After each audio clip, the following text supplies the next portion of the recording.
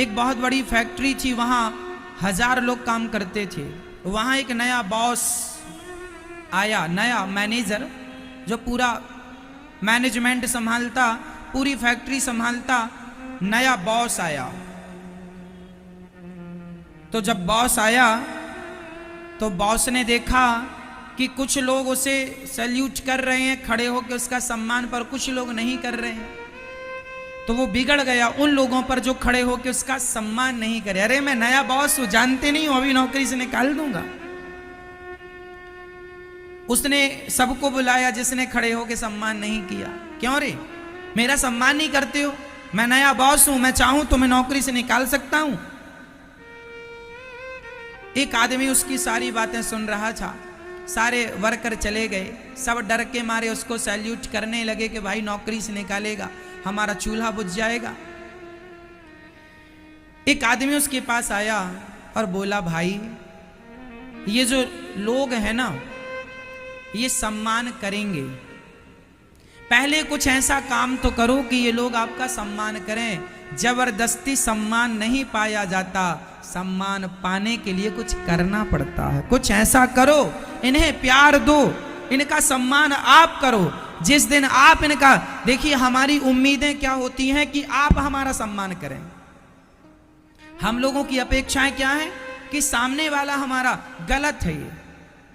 सामने वाला आपका सम्मान नहीं करेगा और उससे आप सम्मान मत लीजिएगा, सम्मान की उम्मीद मत कीजिएगा। सबसे पहले आप उन्हें सम्मान कीजिए। जब आप उन्हें आदर देंगे, सम्मान देंगे, तो वो भी आपको आदर देंगे, आपको सम्मान देंगे, आपको इज्जत देंगे।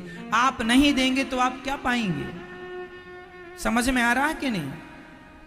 सम्मान देने से सम्मान बढ़ता है। भरत जी का अपमान किया राजा रहुगण ने। क्यों रे, बड़ा दुबला पतला है। भरत जी को लगा आज इस मूर्ख को ज्ञान देना ही पड़ेगा। भरत जी ने कहा, त्वयोदितम व्यक्तम अविप्रलब्धम भरतो समेस्यादि वीर भारा। ये शरीर जो है ये मोटा पतला हो सकता है, आत्मा तो मोटी पतली नहीं है। आप कह रहे हैं कि शरीर बहुत भारी है, तो शरीर का धर्म है मोटा पतला होना, आत्मा तो आत्मा है, आत्मा का धर्म तो मोटा पतला होना नहीं है। राजा रहुगण को जो उपदेश करना शुरू किया भरत जी ने, अच्छा ये बताओ, मोटा पतला कौन होता है, शरीर या फिर आत्मा? कौन? जोर से मेरी मां। गोरा और काला कौन होता है? आत्मा कैसी होती है? आत्मा गोरी होती है, काली होती है, पतली होती है, मोटी होती है, कैसी होती है? कैसी? आत्मा कैसी होती है? कैसी? आत्मा वैसी ही होती है जैसे सूर्य का प्रकाश होता है। आपके भीतर वो प्रकाश स्वरूप में विद्यमान है। आध्यात्म जगत, हम लोग उसे आत्मा कहते हैं, साइंस की भाषा में एनर्जी कहा जाता है। एनर्जी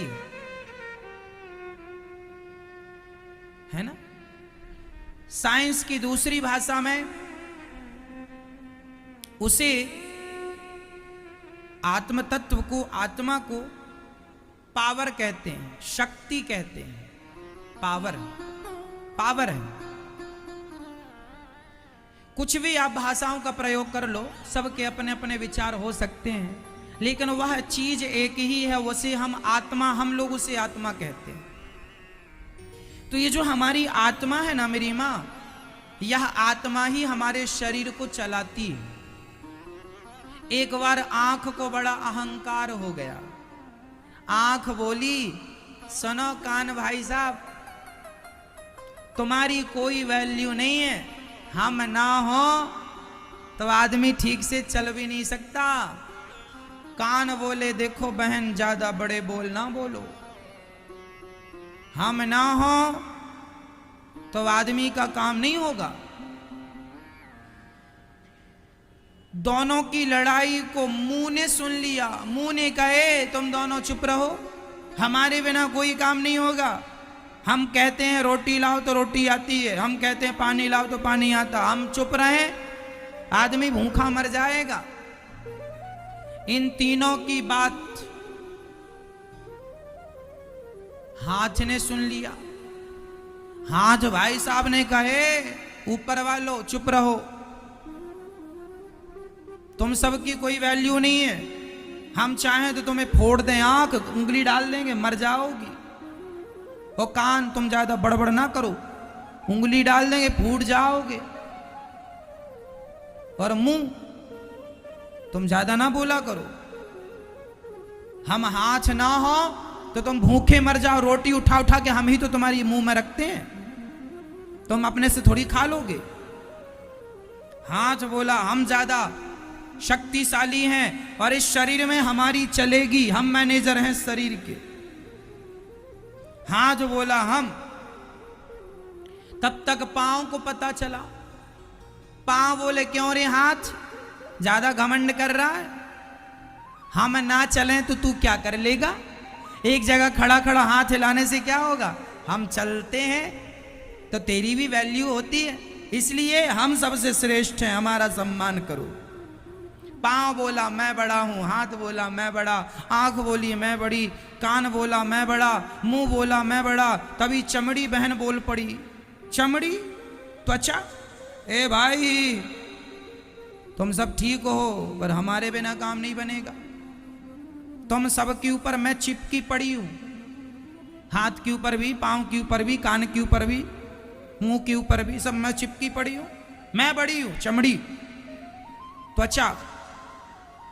अच्छा, सब झगड़ा करने लगे, मैं बड़ा, मैं बड़ी, मैं बड़ा, मैं बड़ी, मैं बड़ा। तब तक आत्मा बहन आ गई।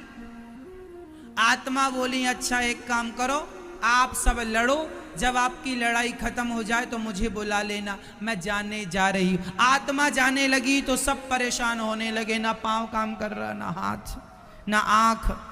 आंख, हाथ, पांव ये तब तक ही काम कर रहे हैं मैया जब तक कि शरीर में आत्मा है।